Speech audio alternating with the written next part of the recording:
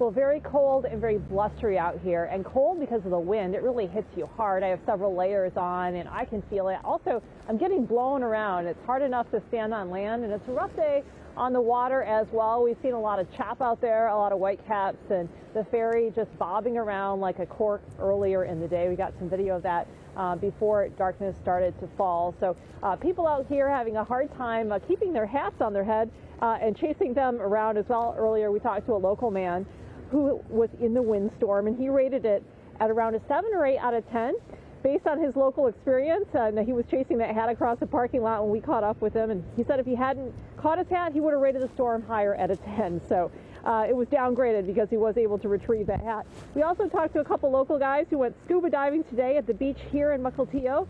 They say it's a lot calmer underwater than on the surface. Take a listen. Once you get down, you're pretty tucked under. As we get closer to the surface, we start to really feel the current.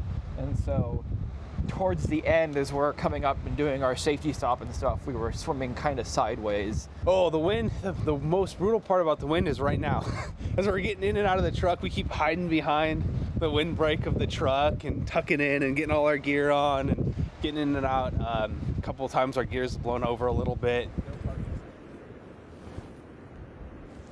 And here's some pictures that the men took today from their dive off the beach here. Looks much more peaceful than what's happening back up at topside on the beach itself, and it would be very cold changing out of those wetsuits in the wind here. Also, it's important to dress for the weather as well. I have this hat on earlier.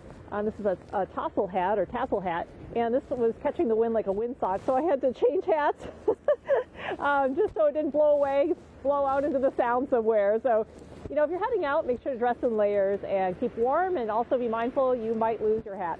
All right, back to you.